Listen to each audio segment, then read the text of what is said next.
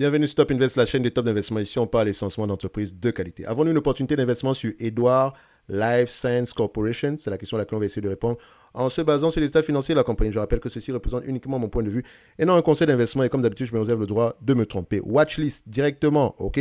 Vous savez qu'on a commencé ici à étudier le secteur ici je dirais pas des instruments médicaux, d'accord? Ça peut être du matériel médical également ici. Donc vous avez vu, on a fait Abbott, Intuitive, Medtronic, Stryker, Exilor, ça a déjà été fait. Boston, ça a été fait. Becton, c'est fait. Siemens, on va laisser ça de côté. Edouard Life Science, qu'on a déjà eu à effectuer sur cette chaîne-ci. Très belle entreprise à avoir dans sa watchlist, avant même de regarder cette vidéo aussi. Et je vous conseille de regarder la précédente, d'accord? Celle-là est mieux que celle-ci parce que nous, on va aller directement au niveau de l'évaluation, d'accord?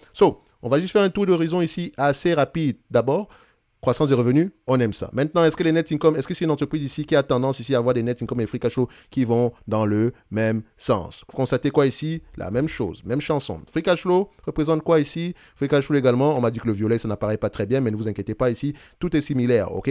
Donc, on voit ici que les deux entités ici vont en termes de free cash flow ici, net income, on va dans le même sens. Maintenant, le business paye souvent combien de fois, on paye généralement combien de fois les bénéfices pour ce genre d'entreprise aussi. Le marché aura tendance à payer entre 20 et 25 fois les bénéfices pour cette compagnie-ci. Ok, tant mieux. Mais ici, en date d'aujourd'hui, vous allez constater qu'on s'est négocié aux alentours de 37 fois les bénéfices. Moi, personnellement, je ne paye pas 37 fois les bénéfices pour qui que ce soit. Même s'il y a une certaine croissance, au max, je paye 25 fois les bénéfices. Retenez que c'est un rendement de 4%. D'accord?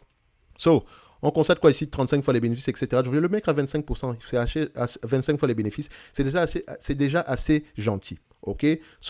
Comme je rappelle toujours ici, les taux d'intérêt ont un impact sur ce business-ci. OK? Dans le sens où quand les taux d'intérêt augmentent, les multiples diminuent. Donc faites très attention ici. Il ne faut pas payer des multiples juste pour payer des multiples. Non.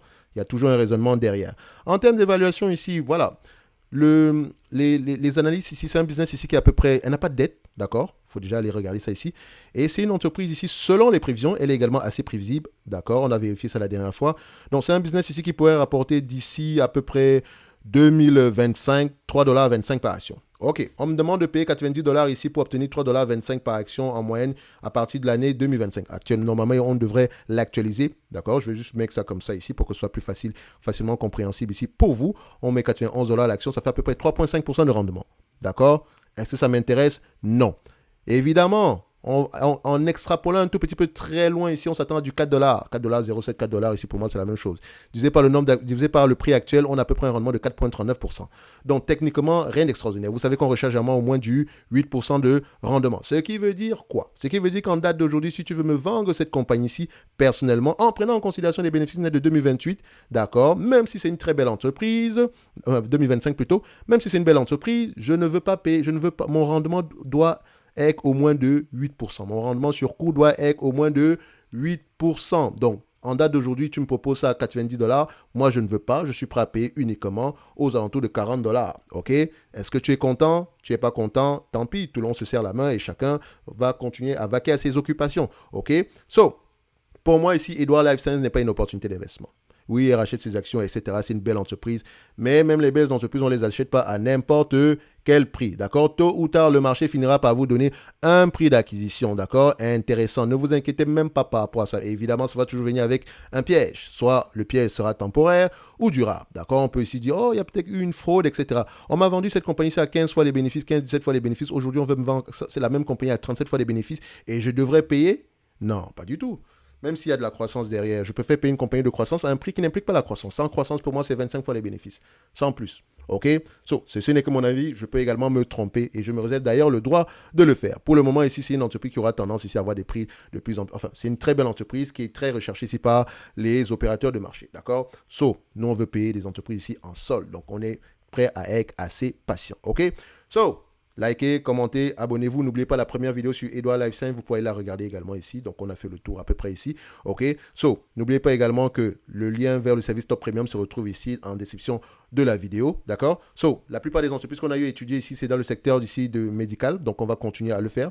Donc, on a énormément d'entreprises. On a fait Zimmer Biomet. On a Coloplast qui arrive. Je pense qu'on a déjà fait Align Technology. Stroman également qui pourrait être très bien. Baxter également qu'on pourrait faire. Hologic.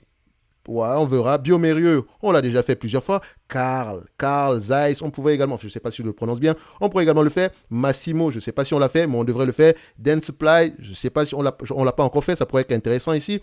Globus également pourrait être assez intéressant. Donc vous voyez que Diazorine également pourrait être assez intéressant. Donc déjà à ce niveau-ci, on a énormément Electa. Vous connaissez pas cette entreprise? Allez-y, regardez. Electa, regardez juste.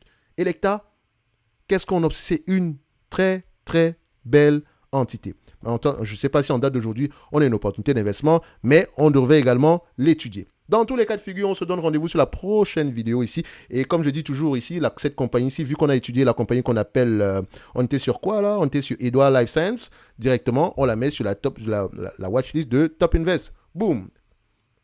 À bientôt.